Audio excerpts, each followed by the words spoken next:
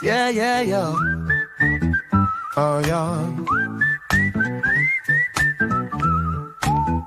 Got question Chase, has got the facts, talking NFL numbers, he's got your back. A little chart trend ball, man, he's got it like that.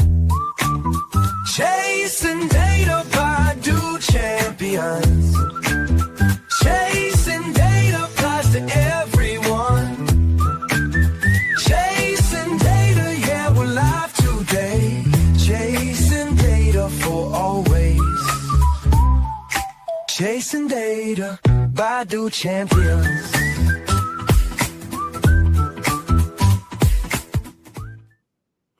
What's up, and welcome to week 6 episode of Chasing Data. If you're new to this, this is all analytics based. This is way more ones and zeros than X's and O's. We are live on X, we are live on YouTube, we are live on Instagram, we are live on TikTok. Gonna be taking some comments throughout the show, but the main thing that we're gonna do is go through my power rankings, the updates that we have, and go through every game. We're going to go through all 14 games of week 6 and discuss what I expect from each one of the teams and who I think will win these games going forward. So, enough about me, enough about the show. Let's just get straight into the power rankings first. Power rankings. Where are the power rankings? There they are right there. We have a new team at number 1. But we'll start at the bottom.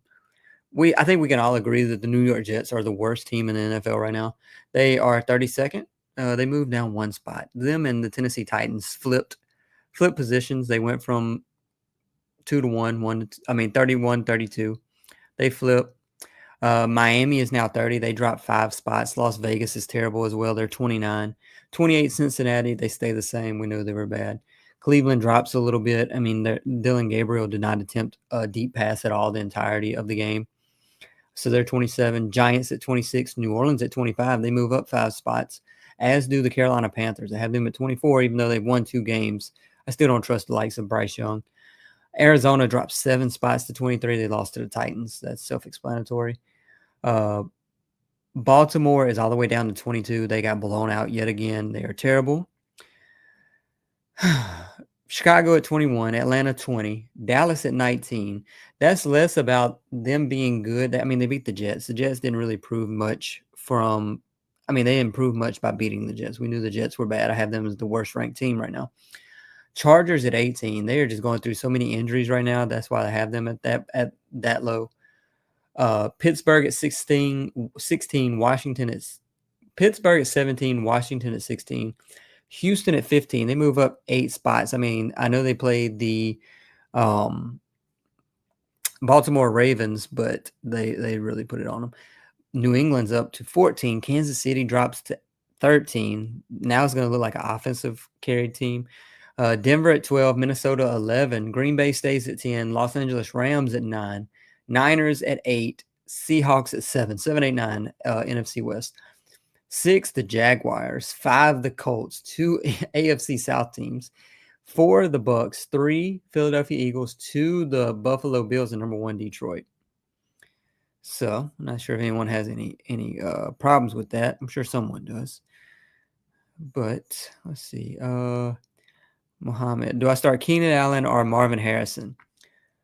So we look at their matchups, and we're gonna take a few questions as we go through this, but we're gonna break down each game.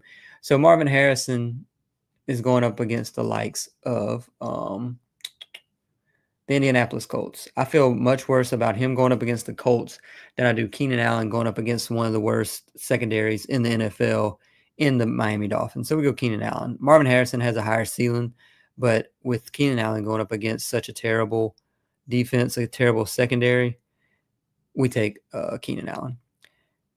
Kincaid or Laporta? So Laporta is going up against, it don't really matter. They're going up against the Chiefs. That offense is going to be rolling regardless. Kincaid going up against Atlanta. I feel like there's a higher floor for Laporta than Kincaid at all times, honestly. So, enough about the power rankings. let's just go ahead and let's bring up the slate here, and we're going to go game by game. I'll answer a few questions as we get them coming through. But so the first game of the week in week 6, Thursday Night Football, we get to see the likes of the New York Giants go up against the Philadelphia Eagles. Now, I mean, a lot of people would probably, just assume that the Eagles would just blow them out. But the Eagles have gone back and forth so many times of being good and bad this season. Like, I mean, their offense looks good one week and then they look terrible the next. With that said, I could see this being a game. Currently, they're 7.5-point favorites to the New York Giants. Philadelphia, I mean, they lost. They got their first loss this week. We knew it was coming at some point. I mean, they were playing too many close games. The offense has not been playing well. And, I mean, it's eventually going to happen. There's no undefeated teams left. The Bills lose as well. There's a lot of parity in the NFL at this point. No team is really standing out. You have your top 3 or 4, and then after that, the tiers are not as separated as they normally are at this point in the season. But with the Philadelphia Eagles, Vince, appreciate the GG. They allowed their lowest quarterback pressure rate against the Denver Broncos of all teams with Nick Bonito, but they gave up a season high 6 sacks in that game versus Denver. The offense just still isn't clicking. I mean, them losing Kellen Moore seems to have affected that team greatly. Saquon, I talked about this the other day. Saquon, what is going on with him? His numbers last year for the entire season, 5.8 yards per carry, 143 yards per game, total yards, 0.07 rush EPA per attempt. Okay, so he went from 5.8 yards per carry to 3.2 in 2025. He's down from 143 to 79 yards per game, and his rush EPA per attempt was a positive 0.07 near the top of the league. Now it's a negative 0.13. So it is. So basically every 5 attempts, he's losing an expected 1 point, which is crazy. Just lurking, appreciate the follow. Mason, appreciate the follow. So Haskins or Charbonnet? I think we go Charbonnet because we know more about what we're going to get from him going into week 6 versus what are we going to get? I mean, Haskins is going up against the likes of the Miami Dolphins. Charbonnet is going up against Jacksonville, so there is an argument to be made. But I think we know more about Charbonnet than Haskins right now. They could flip easily after this week. Haskins or Michael Carter? Michael Carter. DeMercado was one that they talked highly about, and he barely got any snaps in week 5. So it's first game, Thursday Night Football. I mean, I think we all expect Philadelphia to win, but we shall see. Swift or Charbonnet? The Bears are going up against the Washington Commanders. And I mean, while their linebacker core is good with likes of Bobby Wagner, I think we still go Swift, even though he's been playing terribly this week. I mean, this season. Maddie, appreciate the follow. Charbonnet and Jacoby for Waddle. Yes, I would do it, especially if you need a wide receiver too. Charbonnet, he's splitting too many carries with K9 at this point. So I would make that trade. Monica, appreciate the follow as well. Which running back do I like more? I like Haskins more. I feel like he's going to be more of a 3-down back than Kamani Vidal. All right, game 2. We have another Europe game. I think this one's in London as well. Denver Broncos take on the New York Jets. Poor Europeans who have to watch the Jets. The Broncos are currently 7.5-point favorites over the New York Jets. I don't know how the Jets win this game. I know that at some point they got to win a game, roughly speaking. I mean, they have to win one, I would assume, or they could go winless, whatever. But I don't know how they beat the Broncos. I don't know what the formula is. The formula, probably one, is for them to get a takeaway. They're the only team in the NFL that has 0 takeaways this season. They have the worst turnover margin in the NFL as well at -8, and that's because they have 8 giveaways and 0 takeaways, like I just said. But New York Jets, they have the 4th overall worst EPA per play and the 3rd worst EPA per pass allowed in the NFL. And that's saying something because they have the likes of Sauce Gardner, Quinnen Williams, Jamie and Sherwood. I mean, these are top names as far as defense goes. And they're still terrible right now. Like, they are absolutely awful. Aaron Glenn was supposed to come in and rectify this terrible situation. So many people thought Robert Saleh, I'm not saying myself or others, but there was a good number of people that thought Robert Saleh was the issue in New York. They were what, 2-3, 3-2 whenever they fired him. And now they've won just a handful of games since then. It just has not been going well in New York. With all that said, Nick Bonito, who's leading the NFL in sacks right now with 7.5, I believe, 2.5 more than anyone else, he is just going to wreak havoc on Justin Fields and everyone else in London at this point. The offensive line, I mean, they just looked terrible last week, and I don't think they're going to look any better. I mean, Dallas, I had it before the game. That was my main pick for money lines on that game, and that was Dallas to win the game. They absolutely destroyed them. The score doesn't even show what truly happened in that game because it was such a blowout. Javonte Williams, top tier right now. Game number 3, we have the Seahawks and the Jacksonville Jaguars. So, Seattle loses a tough one on that interception by Sam Darnold at the end of the game. It was maybe the best game of his career. He is playing lights out, and I did not think it was going to happen, especially not behind one of the best offensive lines in the NFL, but he is playing out of his mind right now. The interception, not really his fault. It goes off the helmet of one of the linemen, and it goes right to Levante David. But he was playing out of his mind against Tampa Bay. That was a top quarterback duel of the season in Week 5. And the Jacksonville Jaguars, we know what just happened with them. They just beat the Kansas City Chiefs on Monday Night Football on the stumble in the jungle with Trevor Lawrence. Falls twice, gets up, runs it in. Crazy scenes there. But this defense in Jacksonville is what's carrying them right now. I mean, you could say the same for both teams. I don't know how much it's carrying Seattle as much as Jacksonville is because Sam Darnold's playing so well. But you look at the likes of Devin Lloyd, who had that 99-yard pick six last night. That's his 4th interception of the season. He's leading the NFL. He's playing like an all-pro first-team linebacker right now. It swung the win probability last night, 42 points. It was 28%. It went all the way up to 70%. And he's added a positive 95% win probability through 5 weeks, more than double than any other defender in the NFL right now. This game is going to be a tough one. At some point, Trevor Lawrence's mediocrity is gonna come back to bite them. This defense is just carrying them right now, and they're playing off turnovers. I think they have the most turnovers created in the NFL right now. They're just playing out of their mind. It's going to be an interesting game for sure, though. Next game, I'm going to go back through and pick all these games at the end. Nick, appreciate the follow. I do appreciate that. Let's see what else. Okay, so next game is the Los Angeles Chargers traveling to Miami. And right now, the spread on this game is 4.5 in favor of the Los Angeles Chargers, who are without one Omarion Hampton. Joe Alt's going to be out as well, right? And I mean, we still have Rashawn Slater, as we've known, has been out forever. Daniel Jones or Jordan Love this week. Daniel Jones is going up against the Cardinals. Jordan Love is going up against the Bengals. I think we go with the more sure thing, which is crazy to say, who is Daniel Jones. Jordan Love's been up and down thus far. He had that down week against Cleveland, I should say, but I think the higher ceiling is actually Daniel Jones. Again, appreciate the follow. So Los Angeles Chargers at Miami. They're 4.5-point favorites.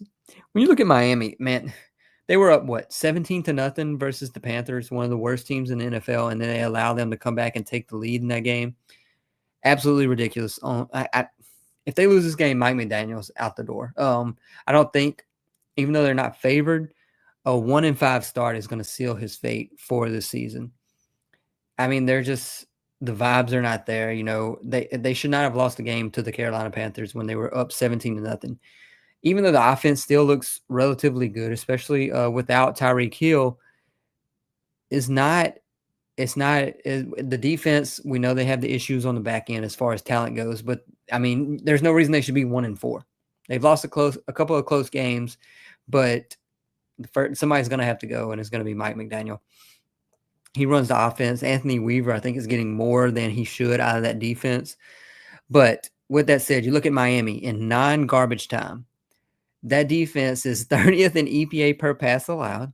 They're 31st in rush EPA per attempt. They give up a 74% completion percentage and the league worst 63 expected points added. So even though I say Anthony Weaver's doing well, the team as a whole is doing bad enough that I don't think they'll get rid of Anthony Weaver. I think it's going to be a more Mike McDaniel thing because he's the head coach. He also calls the offense. So he's going to be the first man to go, I do believe. Tua is not playing terrible. So it's not like they're going to just bench him at this point. So I honestly think it's Mike McDaniel if they don't win this game. Can they win it? Yeah, they've played close. They've played close enough games in their first 5. Let's see like what their scoring margin is. Well, I mean, they have the 25th worst. But let's see. Let me see what their scores are off top. Let's see. So Miami, they get blown out week 1 against the Colts. They lose by a touchdown, lose by 10, win by 6, lose by 3. So, I mean, 3 one-possession games. And, I mean, they lose to 10 to the Buffalo Bills, which is not terrible. But, I mean, they should have beaten the Panthers. They would have made them 2-3, and then everything's looking totally different. They could have beat the Patriots, but didn't. But ifs and buts were whatever, nuts, whatever it is. But with all that said, I still think Chargers go in and win, especially with the likes of their new addition of Dafe Owe. But we shall see. David, appreciate the follow. What should I do with Malik Neighbors in a keeper league? I mean, I think you keep him. I mean, unless you're just trying, if you're close to winning this year and you want to try to push to get rid of him to try to get some players for this year. But I mean, obviously you keep him. I mean, he's going to come back much better. Lindsay, appreciate the follow. Next game on the slate, Los Angeles Rams at the most surprising, in a negative sense, team in the NFL in the Baltimore Ravens. The Rams are only 7.5-point favorites, assuming that Lamar doesn't play, I assume is what that line is based on. But when you look at this defense, it doesn't matter if Lamar plays or not. The line may still be the same. C.J. Stroud had the 6th best EPA per dropback of the season. That's out of 154 qualifying games by quarterbacks.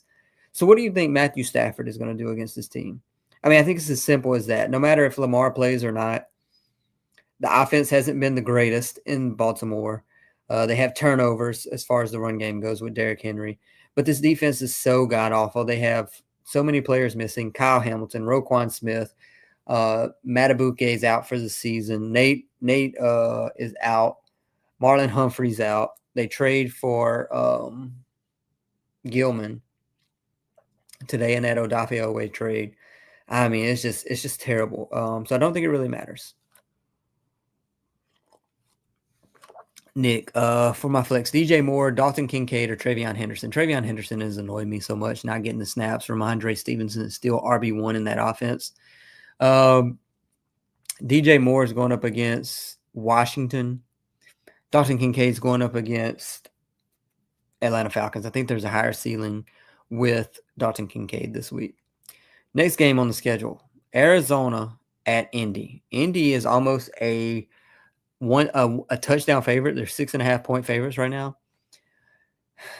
I think the vibes I think it's all downhill from here in Arizona. Jonathan Gannon is on the hot seat, especially if they lose this week. They're 2-3 right now? Is that what their record is? Yeah, 2-3. But did they start 2-0? Or were they 2-1? Let me see. Yeah, they were 2-0, and now they've lost 3 straight. I mean, yeah, they lost to the 49ers by 1 point. They lost to the Seahawks by 3. But, I mean, the problem is they lost to the Titans, the team that was winless, who was arguably the worst team in the NFL going into that game. So, with that said, Arizona, when you look at that Tennessee game, they allowed season highs for Tennessee, arguably one of the worst offenses in the NFL.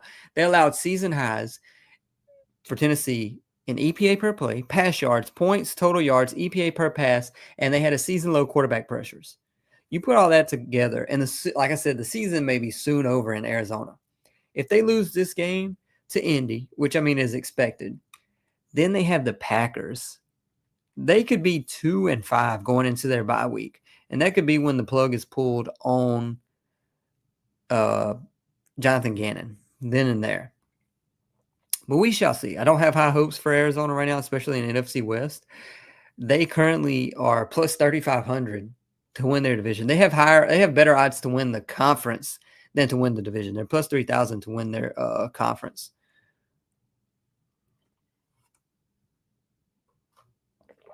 So we shall see. What do I think about the Steelers or Jags defense for this week? So the Jags are going up against Seattle, which has been playing well. The Steelers, who have been underperforming as far as the defense goes, they go up against the Browns. I think you take the Steelers defense, even though they're going up against, even though they're the worst of the two. Dylan Gabriel didn't even attempt a deep pass last week. It's going to be dink and dunk all day long. Judkins or Diggs? Judkins going up against Pittsburgh. Diggs is going up against the Saints. I think we go Diggs. But Judkins is the easy. I mean, you could go either way because Judkins is playing out of his mind right now. Next game, Dallas at the Panthers. Dallas is playing sneakily well right now. They are currently 2-1, so they don't have a losing record. But they traveled to Carolina, and they are currently 3.5-point favorites right now. Which I think is about right because you know how terrible this defense is. This defense, I mean, they looked a little better, I guess you could say, against the likes of the New York Jets, but that's not saying too much. EPA per play right now, they are the second worst defense. It is a closer race right now, but they are the worst against the pass still. And the reason they're the worst against the pass, they're actually 21st against the run, so they're not terrible against the run, but they're the worst against the pass. So you could see Bryce Young actually do something this week for once. We shall see. But when you look at the pass defenders, no, I want single players. Let's see. Season leaders, qualified DBs. When you look at this, as far as EPA per pass goes, EPA per pass allowed. Oh, come on thing. Yeah, I would take Michael Carter. I don't think DeMarcado is going to get the run anymore. When you look at the DBs in all the NFL, and that is out of 181 qualifying DBs, coverage EPA, the Dallas Cowboys have 3 of the worst 7 right now. Absolutely terrible. So if Bryce Young was ever going to have a good week, it's going to be week 6 against the Dallas Cowboys. But with all that said, Carolina, they have a defensive improvement so far. I'm very impressed, honestly, because you look at last year, they were last or next to last in like 11 categories as far as defensive categories go. And right now, they're currently 18th and 16th against the pass and the run. One thing I'm interested to see what happens, especially with Bryce Young not having Robert Hunt and Austin Corbett, is Dallas had 5 sacks against Justin Fields. What do we think is going to happen against Bryce Young? It's going to be interesting. I'm not really sure. That game is going to be closer than what we think. I know it's 3.5-point spread. Dallas is playing really well, especially the likes of Dak Prescott, George Pickens, Javonte Williams, who I posted about today. Next game, New England at New Orleans. New England goes out and gets the win against Buffalo, who was the best team in the NFL going into Week 5. So New England currently 3.5-point favorites at New Orleans. New Orleans finally gets their first win of the season. Spencer Rattler gets his first win of his career. He was 0-10. Out of 155 qualifying games, Drake May has the first and the 10th best EPA per dropback out of quarterbacks this season. He's playing out of his mind. He's currently 6th overall. Out of all the year 2 players, you look at Spencer Rattler, Caleb Williams, Jaden Daniels, Bo Nix. I'm missing someone else. Drake May is currently number 6 overall out of all the quarterbacks. The rest of the second-year quarterbacks are 17th, 18th, 21st, 26th, and 27th out of 33 quarterbacks as far as EPA per dropback. He's playing out of his mind. But Spencer Rattler is playing well as well. When you look at Spencer Rattler, he is improving in everything right now. His passer rating has gone up 20 points this year. His completion percentage has gone up 10%. His completion percentage over expected has gone up 10%. His EPA per dropback has gone from a -0.32 to a -0.06. So he is playing really well. Going to be a difficult task for them to beat the Patriots, but we'll see what happens while you play the game. All right. 7 more games left. All right, so the next one is the Cleveland Browns traveling to Pittsburgh to see if Dylan Gabriel can attempt a deep pass in Week 6. His first start ranked 121st out of 155 qualifying quarterback games this season, and that's as far as EPA per dropback, so not ideal in the slightest. He was pressured 11 times, which was average, but for him to play so bad is what I'm saying. He was 42nd in EPA per dropback as far as short passes go, under 10 air yards. But the problem with that is that he did not attempt a deep pass at all. So we got to see more from him. Pittsburgh is currently 4.5-point favorites in this game. I don't see Cleveland winning unless the only way they do is if Myles Garrett and that front four can get to Aaron Rodgers. Aaron Rodgers is not mobile like he used to be. Next game, Titans traveling to Las Vegas to take on the Raiders. Surprisingly, the Raiders are 4.5-point favorites, which is surprising in the sense of when you look at their last few games, what have the scores been? The Raiders, they won that first one against the Patriots, which was surprising now that we look back. But they've lost since then 9-20, 24-41, 24-25, and 6-40 last week. Terrible, terrible, terrible. They currently have the third worst point differential in the NFL at minus 56. So not good. They had the next worst turnover differential as well at -6. Geno is playing absolutely god-awful. 28th in EPA per dropback, 22nd in completion percentage over expected. Most interceptions in NFL with 9. Only Joe Flacco had a worse ratio right in the NFL. And when you look at Geno, he's having career lows in CPOE. As this is over the last 5 years since he became a starter again. CPOE, total EPA, EPA per dropback, he's just playing. I was very surprised, but at what point do you pull the plug? I mean, they gave him that new contract, and he's not been playing well. I know they don't have really anyone to bring in to say, oh, we have someone of the future, but something's gonna have to change sooner than later if he does not start making some changes. We might get some Kenny Pickett. Mike, AJ Brown, what's the deal? AJ Brown, I knew this past week was not going to be the best, being that he was being shadowed by Patrick Surtain. But what was his final numbers? I don't have them in front of me. Okay, let's see. So he did have 5 for 43, which is impressive based on who he was being covered by. But when you look at him this season, Chaz, appreciate all the GGs. I do appreciate that. When you look at him amongst all the receivers this year, let's see. Let me see what his ranks are right now.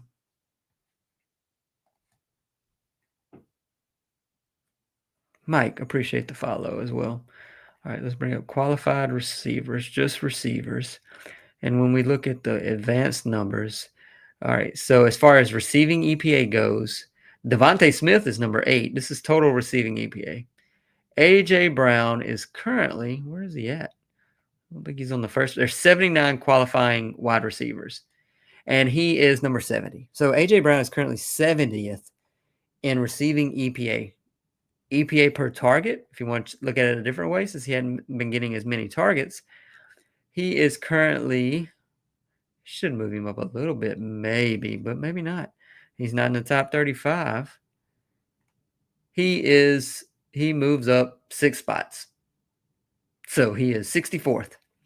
Not ideal, not ideal. Chaz, appreciate the follow. So AJ Brown is not looking good right now. They do go up against the Giants, so this should be a bounce back week. How much of it is AJ Brown?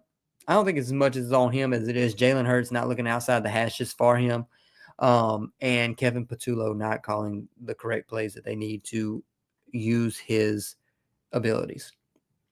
Madden, how about them Cowboys? Yeah, I talked about the Cowboys earlier, and I posted today about Javonte Williams and how he's the most impressive running back of 2025 as far as where we had him based on preseason ranks. So back to Tennessee and Las Vegas. I may take Tennessee straight up in this game. They are 4.5-point dogs right now. but I may take them straight up. They come in, the vibes are higher now. Cam Ward gets his first win finally. So we'll see what happens, especially with how terrible Geno is playing. Next game, San Francisco at Tampa Bay. 2-4-1. They're both 4-1, right? 2-4-1 teams? Yes. Baker Mayfield. Sam Darnold was near perfect. Baker was perfect. Baker is low-key in the MVP race right now. I don't know what the odds are. I don't look at MVP odds, but he's got to be at least top 5. He is playing out of his mind. No one else is really taking. I know Josh Allen's the favorite, but I mean, he's not dominating like he has in last year. But with that said, Baker Mayfield, 29 of 33, 379 yards, 2 touchdowns. This is all without Mike Evans and 1 or 2 offensive linemen not being there.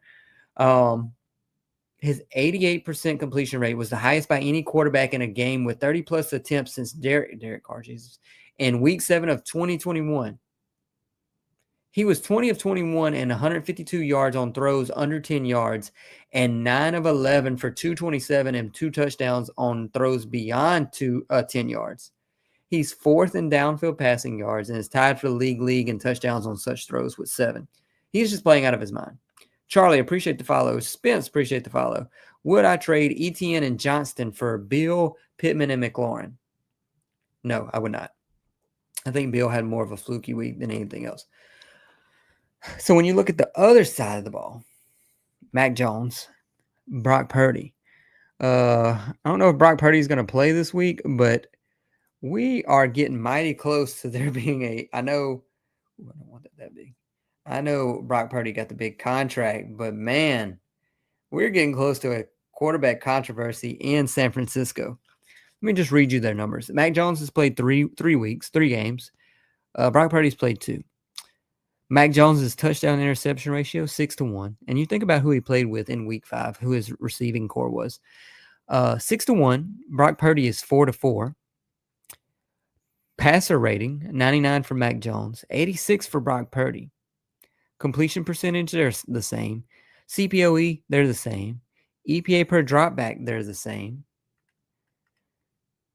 Quarterback pressure rate is about 20% lower for one Mac Jones.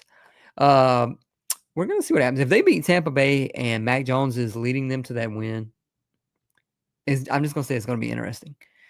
I don't know who wins this. We're going to discuss it in a minute, who I make all my picks for. But, Spence, is DK, Rome, and Garrett Wilson good wide receivers for Week 6? I mean, what's your other options? I can rank them. DK is going up against Cleveland, which is not a great matchup for him. Rome is going up against the secondary of Washington. That's better. Garrett Wilson's going up against Denver, which is god-awful because he's going to get the Patrick Surtain coverage. So probably Rome, DK, Garrett Wilson in that order. Next game, Bengals. Did this line change? It went from 14.5 to 14 once they made the trade. So they get Jake Browning's out. Alex, appreciate the follow. Jake Browning's out. Joe Flacco is in. When you look at them, they had almost similar. They were like next to last and last as far as EPA per dropback goes in the NFL. So how much of that is due to the fact that Joe Flacco is playing with a worse receiver core? We'll find out. I suppose he does get Jamar Chase. Jamar Chase's stock probably should rise a little bit. Spence, yeah, I think you start those over Addison. I mean, CD's, I don't think he's coming back. Not this week. So interesting move there. The Bengals have basically said, hey, we got to give up something. They can't really give up a second round pick or anything to get a backup quarterback in the likes of Trey Lance, Tanner McKee. But the Green Bay defense, what are we going to get this week? They looked good in the first 3 weeks, and then they had a 0.35 EPA per play, which is absolutely god-awful. 0.55 EPA per pass, absolutely terrible. Even worse, extremely worse. Let's see where that ranks amongst single games this season. We saw what happened in the game that they had against the Dallas Cowboys on Sunday Night Football, Monday night, whatever it was. EPA per pass, that was the 8th worst game by a second or a pass defense this season. So not ideal, to say the least. which version are we going to get this week against the Bengals? Yeah, they're going to win the game. If they lose this game, woo, and they drop to what are they now? They are 1-1. If they drop to 2-1, it's going to be very surprising based on where they started those first 2 weeks. ETN and Judkins, yeah, I mean, you ride with them no matter what. Oh man, that's tough with DeMercado. I thought he was going to get more snaps too, but all right, 3 games left. Sunday Night Football. We have a really good one this week. Detroit at KC. KC is 1.5-point favorites right now. Well, it's actually moved to 2.5. Terrion Arnold's going to be out. They're hoping that he's actually going to be just out a few weeks versus the entire season, like it was first speculated. But we shall see. Feel like KC will win it at home. I mean, honestly, it's not a must win, but we are getting close because if they drop to 2-4. And when you look at that AFC West right now, you have if they drop to 2-4, the Chargers could be 4-2, the Broncos could be 4-2, and nobody's worried about the Raiders. It's going to be a tough sledding from there. I mean, the offenses looks like it's clicking again. We know Patrick Mahomes got tricked, which is something you never hear anyone say. Appreciate the GGs, but it's going to be interesting to see what happens in this game. It's going to be high scoring, I do believe. The defense, I believe, in Kansas City is more. We've seen the highs, we've seen the lows. I think they're more mediocre. They're more middle ground of the NFL.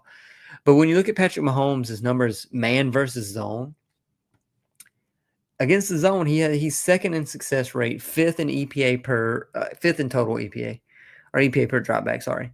That's versus zone. Versus man, he drops from second to 15th and from 5th to 23rd in EPA per dropback. So not ideal. And when we look at, let's look at defenses and see how much the Detroit Lions play. Let's see, formation tendency. Let's see.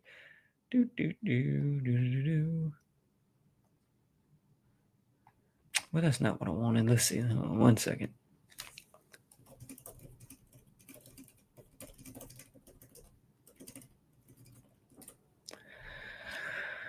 No problem, Ozzy.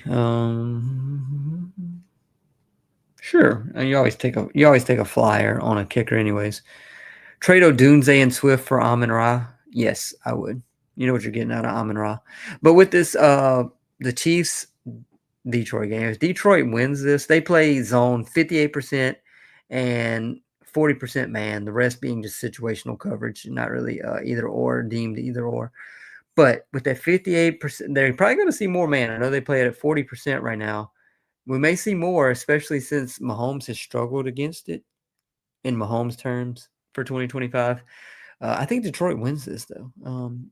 But we shall see. Monday Night Football, we get 2 games. I don't really like how they do them 1 hour apart. But we have the first game being Buffalo at Atlanta. Buffalo is only 4.5-point favorites, which is crazy. I guess the books believe they've come back down to earth some, but that's where they're at right now, just 4.5-point favorites. But this is going to be a matchup of 2 of the best running backs in the NFL, and Bijan Robinson and James Cook. Bijan has averaged 4.2 yards after contact per carry, the 3rd highest mark amongst running backs with at least 50 carries this season. Top tier. James Cook has rushed for 347 yards after contact, the 3rd highest mark in the NFL. Who's going to get the better of the two? I know the front 4 of the Falcons has improved greatly this season. But when we look at what they've done, let's look at where they rank amongst quarterback pressures. Let's see, QB pressures. They had an off week. Let's look at their percentage. Sorry, as far as percentage goes, they're 7th right now in quarterback pressure rate. As far as sack rate goes, they are 8th. So I mean, they're gonna get to Josh Allen. They just got to contain him. He's gonna roll out the pocket and make these big throws down the field. Atlanta, which version of Michael Penix are we going to get? I talked very lowly of him going into week 4 and how he doesn't throw the deep ball like he did at Washington. His A-Dot was terrible, and then he comes out and just does the complete opposite. What we've been asking of him, and Drake London and his offense in week 5 has one of the best games of the season. In week 4 dominates. Trent Ford, appreciate the follow. But with that said, if Buffalo loses 2 back-to-back games, we'll be surprised, especially if they lose to Atlanta. I mean, I say Atlanta and New England are similar tiers of a team, but Drake May is obviously better than Michael Penix. But we shall see what happens while you play the game. And on the last game, we have Chicago traveling to Washington, a rematch of that Hail Mary loss for the Bears in 2024. Washington's 4.5-point favorites. Are we getting some regression from Jaden Daniels? I don't know if we're there yet, but we may be getting some regression from Terry McLaurin. Jaden Daniels right now, his pass rating's down 7 points, yards per attempt down a half yard, completion percentage down 10%, CPOE is down 2.5%. His EPA per dropback was positive 0.13 last year, is 0.02 this year. Curious to see what happens. I mean, we know we're going to see some type of regression in year 2. Teams have more film on these quarterbacks. The other thing that I thought that was interesting is that they're still good on 4th down. They had a NFL record last year, 87% conversion rate on 4th down. They're currently 4 for 6 on the season, 67%, which is the fourth best right now. So they're still doing it. They're still doing it above average. So we will see what happens. What version of Ben Johnson's offense are we going to get? The defense, when you look at the defense right now, as far as just total defenses go and EPA per play, the Chicago Bears are, where are they at? Boop, boop, boop. I'm overlooking them somewhere. They are 19th. The Washington Commanders are 21st, so they're about the same as far as defense goes. When you look at where these teams rank against the pass, the Commanders are 19th, and the Chicago Bears are actually 12th. And that's saying something, being that they don't have Jalen Johnson. They didn't have Kyler Gordon for a few weeks. So, I mean, Caleb Williams could have another good week this week against the Commanders. Against the rush, the Bears are 22nd, and the Commanders are much better. They are 11th. So DeAndre Swift is going to be terrible again. But that's why you play the game. We'll see what happens. So let's go through all the games and make picks on all of them. I broke them down a good bit for all. All right, Thursday Night Football, I think we take the Eagles. So let me preface all this by saying that in week 2, we did get a 9-pick parlay money lines as far as the early games go. So we'll see. We're trying to hit that again. But Philadelphia Eagles over the Giants. The Broncos over the Jets. Not going to be a close contest at all. I think the Seahawks bounce back and get the win over the Jags. Trevor Lawrence is going to struggle against this front four, one of the best front fours in the NFL. The Chargers beat the Dolphins. Mike McDaniel gets fired. The Rams put up close to 50 points against the Ravens, probably. The Cardinals, Jonathan Gannon's going to be on the hot seat for sure against the Colts. Daniel Jones and this team is just playing out of their mind. The Cowboys continue to roll with the likes of Dak Prescott playing at such a high level over the Carolina Panthers. The Patriots take care of business in New Orleans. The Browns upset the Steelers, I do believe. Aaron Rodgers is PFF's currently ranked the worst quarterback in the NFL. The Titans, even though they're 4.5-point dogs to the Raiders, they take care of business there. Baker Mayfield outduels whoever, Mac Jones or Brock Purdy, and they get the win against San Francisco. Go to 5-1. One of those teams is going to be 5-1 atop the NFC. Bengals don't stand a chance against the Packers. The Lions beat the Chiefs to make the Chiefs go 2-4. And the Bills beat the Falcons, and the Bears beat the Commanders, I do believe. We'll see how much of that actually comes to fruition. But that's where we stand right now. And we'll see what happens. I'm going to play my outro for the live show that I have on the stream, not the TikTok. And TikTok, we're just going to go straight to answering questions. Let me play the outro here. Let's play some ads first, and then we'll go straight TikTok.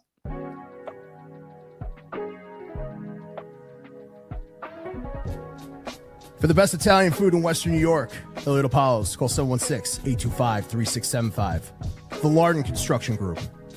Fubo TV, the official streaming service of Do Champions. FanDuel, the official sportsbook of Do Champions. For all your summertime needs, beauty pools, as well as kayak pools. CX Chronicles, your total customer solutions focused manager. W.GG, the official energy drink of Do Champions. Hey, Sons of Erie, our artwork looks better on your walls. Hamburg Brewing, please visit our tap room on Boston State Road, Hamburg, New York. And finally, Fat Boy Surf Club for all your surfing needs.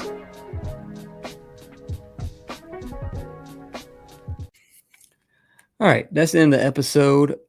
You can catch us on YouTube, Apple, X, Instagram. Follow Do Champions. Follow King NFL Stats. Until next week.